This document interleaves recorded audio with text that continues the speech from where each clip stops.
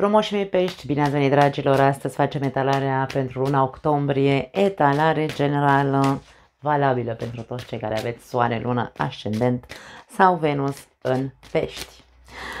Facem crucea celtică, după cum știm, și vom scoate două cărți în plus care să ne arate provocarea și surpriza pentru această lună.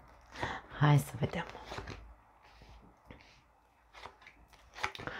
Da, știu că nu vedeți toată masa, dar asta e ce să facem. Energia ta, wow, rege de monede, ok, regele de monede este o energie extrem de împământată, este o energie care ne arată un soi de, hai să spunem așa, realism, da, poți să fii mult mai realist în această perioadă, mai cu picioarele pe pământ, cu intenția de a construi. Poți să fii mai generos, dar nu e vorba despre o generozitate acerbă, cum este regina de monede, pentru că regina de monede e mama răniților, are grijă de toată lumea. Regele de monede, în schimb, este un pic mai reținut, lui îi place să trăiască pe picior mare și nu se duce să se bage în viața nimănui să-l ajute. Dacă cineva îi cere ajutorul și consideră că îl poate ajuta, îl ajută. Dacă nu, nu. Da? Regele de monede este o energie mai pragmatică. Da? Situația sau aspectul, într-un fel sau altul, al lunii octombrie pentru voi este 4 de monede. 4 de monede este cartea zgârcitului, este cartea fixistului, într-un fel sau altul, a celui care nu vrea să-și piardă poziția, nu vrea să-și piardă siguranța materială, nu vrea să-și piardă zona de confort sau nu vrea să se deschidă din punct de vedere emoțional. Hai să vedem cu ce vine. 7 de monede, e mult despre monede la voi.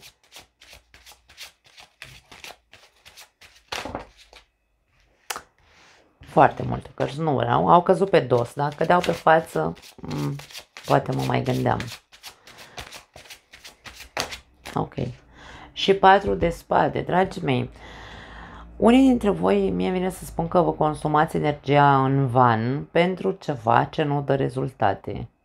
E ceva la care țineți, poate este un mic tezaur pentru voi, e ca și cum, domne, nu știu, ții la un job care oricum nu ești plătit foarte așa, îți consumi toată energia vitală acolo, ajungi acasă super obosit, ești tu 4 lei acolo, mă înțelegi ce vreau să zic, și nu vrei să pierzi locul ăla de muncă, e un soi de zonă de confort pentru tine. Mai gândește-te, 4 de spade spune, ia-ți o pauză un pic, gândește-te dacă este benefic sau nu pentru tine acel lucru la care tot ții. Poate să fie o persoană pe care încerci să o păstrezi în viața ta, cu toate că rezultatele sunt nule, da? Adică atitudinea persoanei respective poate nu este aia la care te aștepți tu, comportamentul nu este cel pe care tu îl aștepți și aici îți pierzi timpul și energia într-o relație care poate nu merită să o ai. Da? În mintea ta avem împărăteasa. Ok, hai să vedem ce-i cu ea. Pași de cupe.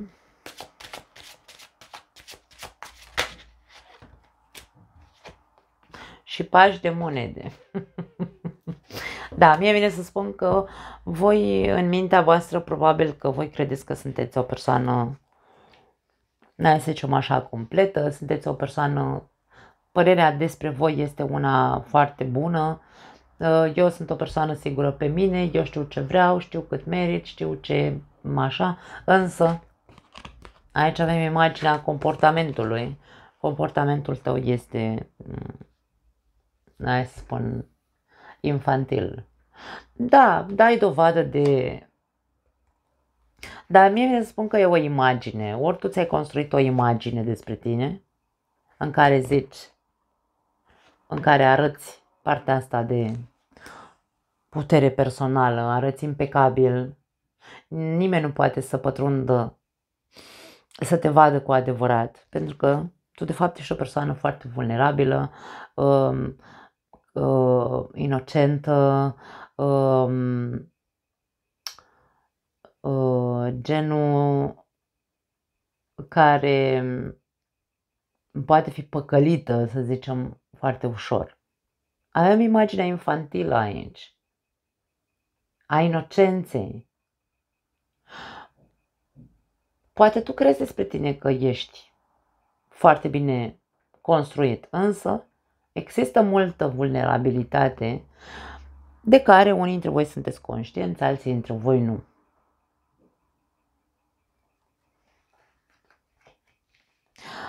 Dacă aici vorbim despre păstrarea unei relații, și nu e prima oară când văd, și în lunile trecute am văzut aceeași imagine, dacă tu ții cu dinții la relația pe care o ai, indiferent că rezultatele sunt pierderea timpului și a energiei, singurul motiv pentru care, și cu asta aici știi sigur că este singurul motiv pentru care rămâi în această relație, indiferent că rezultatele nu sunt cele pe care ți le dorești, sunt copiii, în cazul în care ai copii. Dacă nu aveți copii, este doar probabil, hai să o numim, teama de a o lua de la zero, ca și cum mai bine cu rău decât fără rău, știi? Genul ăla de proverbe care mie mi se par, cei care fac chestia asta mi se par, nu știu cum să zic, dar nu contează ce mi se pare mie, că nu sunt aici să judec pe nimeni. În subconștient ai cavalerul de bâte.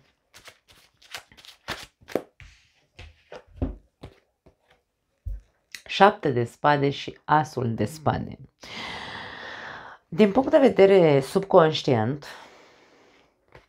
tu crezi că ești o persoană de acțiune, ești o persoană care are nevoie de, nu știu, de vitalitate, ești o persoană care are nevoie de acțiune tot timpul, dar nu doar tu să acționezi. Îți place să existe acțiune, să nu te plictisești în viața ta. Imaginea plictiselii și a pierderii de timp există aici, a consumului energetic pe degeaba.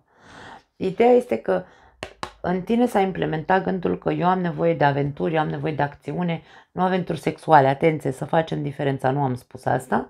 Poate fi pentru foarte puțini dintre voi, unii dintre voi poate că sunteți aici în subconștient. În subconștient, ascultați-mă bine ce zic acum. În subconștient, unii dintre voi sunteți conștienți că sunteți persoane infidele prin natura voastră. Da, și mă uit în ochii voștri când spun lucrul ăsta, nu pentru că vreau să judec zodia peștilor, nici de cum, ci pentru că asta este imaginea pe care o arată aceste două cărți. Și peștii, și taurii, și berbecii, și scorpionii, și racii, și cine vrei tu, orice zodie este capabilă să fie infidelă. Aici nu face excepție zodia peștilor, să zicem că este cea mai infidelă. Sunt foarte multe persoane care judecă peștii doar din cauza asta, că sunt ei mai alunecoși sau că sunt ei mai nu știu cum. Nu, nu e vorba despre asta. Unii dintre voi v-ați născut cu chestia asta înăuntrul vostru și nu e că e un lucru rău, ci este vorba despre faptul că nu pot să trăiesc fără viață, fără aventură, fără, da? Este, hai să spunem așa, implementat în tine și tu știi. Tu știi că ai tot timpul chestia asta de, hai să zicem,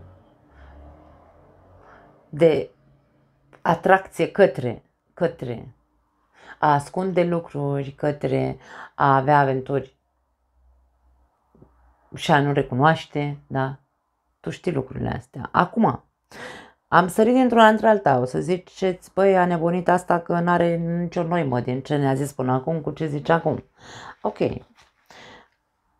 Faptul că tu nu vrei să ieși din relația în care ești, poate avea legătură cu faptul că cu cine ești în relație te acceptă pentru că, uite, aveți voi copii împreună și că nu vrea să își lase copiii de izbeliște și acceptă infidelitățile.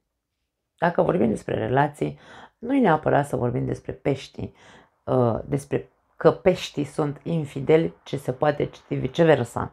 Cel care ține cu dinții la relația asta este cel care nu este infidel, aș spune. Da. Este cel care acceptă infidelitatea celuilalt. Acum, dacă nu vorbim de niciun soi de infidelitate, aici putem să vorbim că din punct de vedere subconștient tu ai nevoie de acea acțiune, acea vitalitate, de a se întâmpla lucruri incitante în viața ta, nu neapărat infidelitate, însă, sau aventuri, ce e vorba despre am nevoie cumva ca de aer să existe, să am o viață vitală, dar poate fi aici, ca și cum viața spune, pe bune, ești sigur de lucrul ăsta, pentru că toată această părere implantată în subconștientul tău, că tu nu poți să trăiești fără aventură, nu poți să trăiești fără ceva nou, nu poți să trăiești așa, este pur și simplu un act de sabotaj sau de autosabotaj. Și aici asul de spade vine să-ți spună, ia vezi tu mai adânc, dacă cu adevărat, pentru că este asul adevărului, dacă cu adevărat tu chiar ai nevoie de atât de multă, nu știu, agitație și aventură și foc în viața ta, mai gândește-te. Poate ar trebui să renunți la ceva cu 4 ăsta de monede, pentru că ții la piept ceva. Ești foarte obosit pentru că ești tot timpul în acțiune, pentru că cauți acțiunea din instinct, da? E ca și cum inconștient caut asta, Doamne. Și ajung, cum spun, la sfârșitul zilei să cad lat, nu mai sunt bun de nimic. Poate ar trebui să-mi analizez un pic comportamentul care mă autosabotează. Nu neapărat că e vorba despre infidelitate, insist, da? Aici avem energie de împământare. Dacă nu ești tu, e ca și cum ți se spune, intră odată în energia celui care are picioarele pe pământ și știe ce vrea și știe cum vrea să se întâmple lucrurile în viața lui. Este realist, este pragmatic. Fii realist, fii pragmatic, da? În trecut avem caleașca. Hai să vedem. 2 de spade. Și 10 de cupe. Pentru unii dintre voi care încă nu v-ați hotărât să plecați din relația asta la care țineți cu dinții, au existat intenții sau au existat, hai să spunem așa, un zvâc sau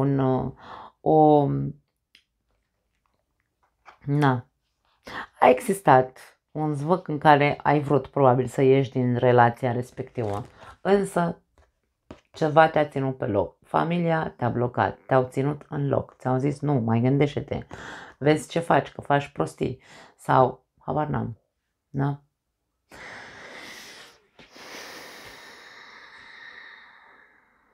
Sau pur și simplu sunt blocajele tale în ceea ce privește familia. Doamne, dacă am familie, nu sunt ok, dar asta este, cum am zis mai devreme, mai bine cu rău decât fără rău, voi știți.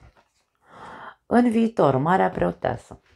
Marea Preoteasă este imaginea intuiției și a învățării. Doamne, dacă nu învățăm în această viață, 8 de monede, dacă nu învățăm, nu facem decât să pierdem timpul de pomană stând pe pământul ăsta pe degeaba.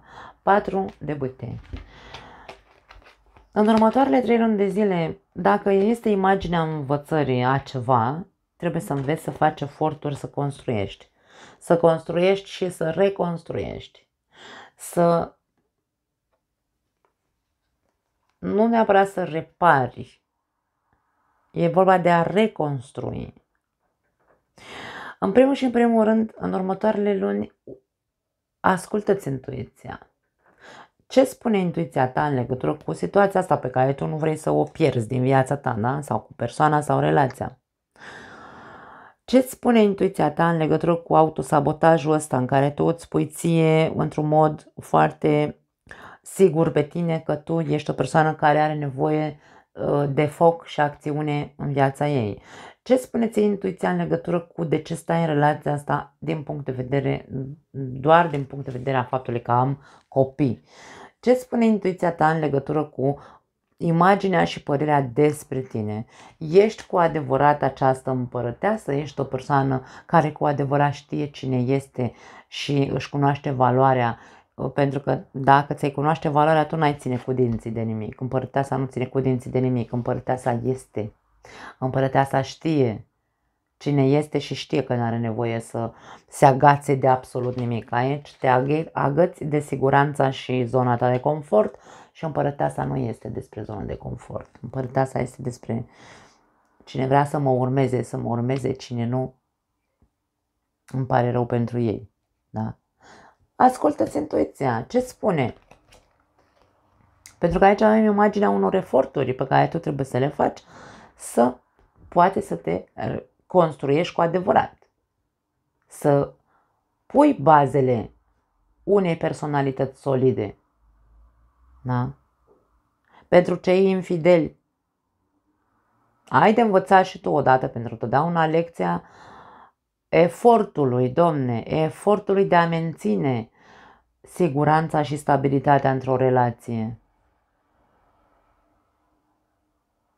Nu poți să pretinzi ca ceilalți cu care intri în relație sau cu care ești în relație să te accepte tot timpul așa pentru că ești tu, hai-hui, mamă, cel mai aventurier din lume și tu ești pește și trebuie să te accepte lumea. Aia ce să-ți povestesc? Nu. Hai să ne trezim odată la realitate și să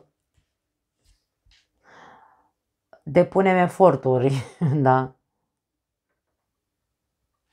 Da. Provocarea. Rege de cupe. Cavaler de bâte din nou. Ok. Și marele preot.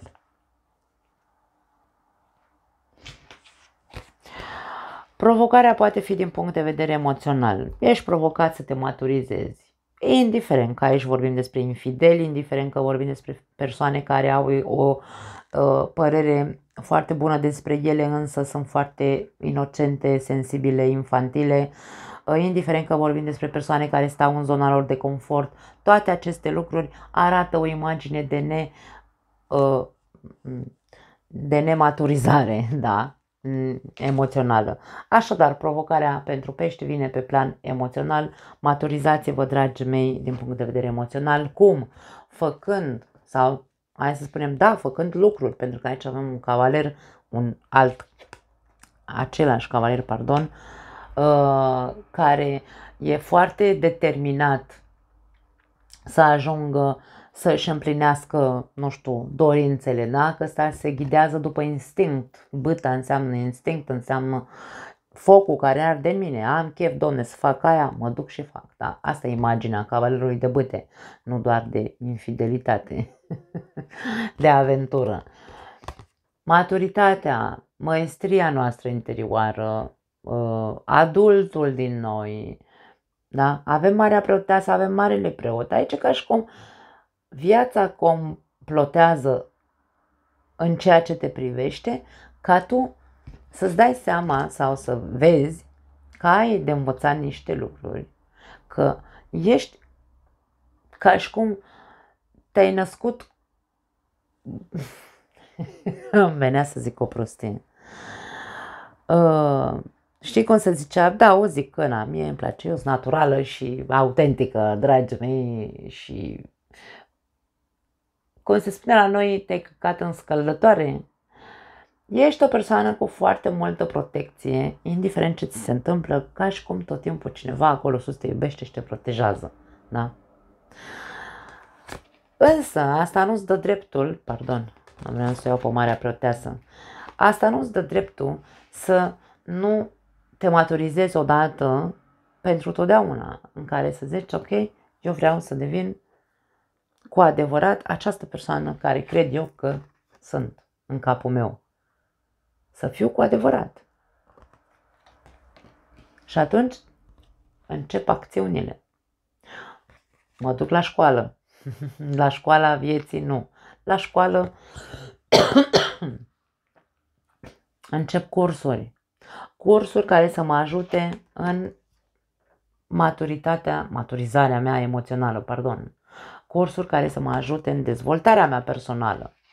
Da.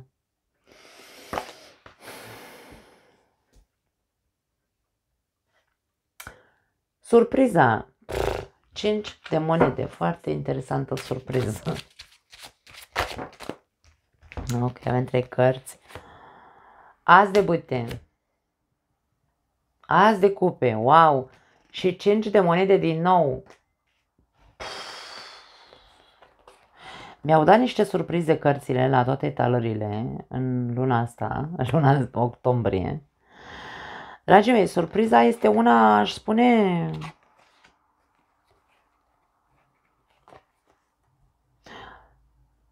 nu neapărat negativă, o surpriză care te lasă cumva paf așa rece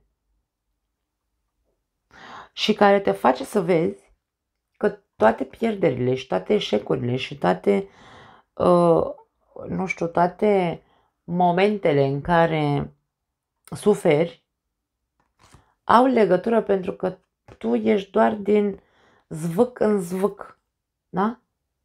Din inițiere în inițiere, adică e ca și cum te pierzi în noi începuturi. Acționezi și faci ceva, da? Să zicem așa, tu acționezi, nu știu, vreau să schimb ceva în relația mea, dau un exemplu. Am zvâcul, am intenția și o fac ceva. Dar tu pe ca și cum îmi trece foarte repede. La fel de repede uit măcar că am făcut ceva, uit că am avut o intenție de fapt. N-am dus nimic până la capăt, eu doar încep. Și atât. Și după aia mă regăsesc mereu în același punct. Ori în jurul meu e multă suferință, ori eu las victime în jurul meu, ori eu sunt cel care sufer, pentru că eu nu-mi dau seama că sunt între două energii care mă provoacă tot timpul să încep ceva, să vorbesc, băta înseamnă comunicare, să vorbesc despre ce? Despre lucruri din suflet sau despre iubire sau despre cât de mult iubesc sau habar n-am. Te deschizi foarte mult din punct de vedere emoțional, dar rămâne acolo pentru că după aia totul e gol, e deșert cumva. Ca și cum nu se pupă ce faci, acțiunile care le faci, vorbele pe care le spui, nu se pupă, domne, cu realitatea. Sunt vorbe goale, sunt începuturi goale, nu au un sens, nu au un final. Finalul e întotdeauna același, ăsta, 5 de monede. Nimic.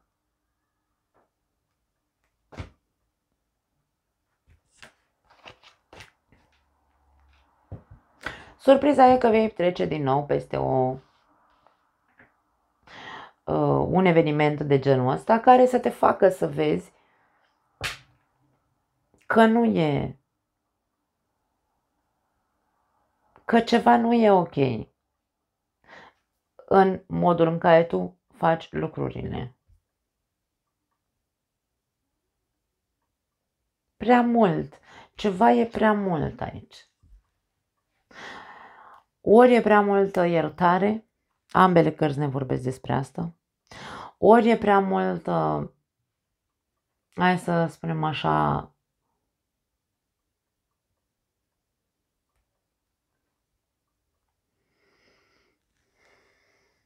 dorință,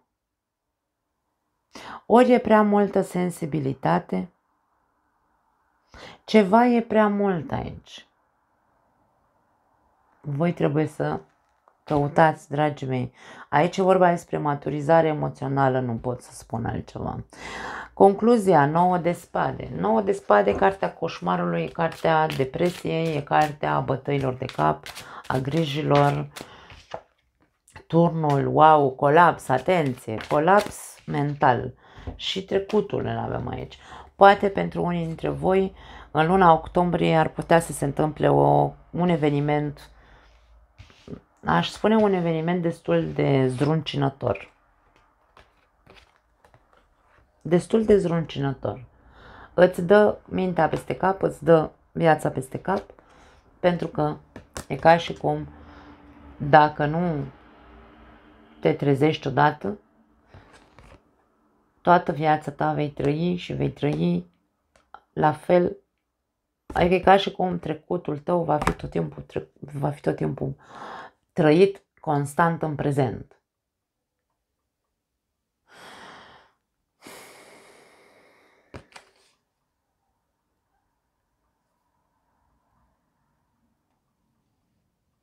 De cât timp ai probleme, te întreb eu așa, probleme pe care tu le vezi, dar nu faci nimic în ceea ce privește acele probleme?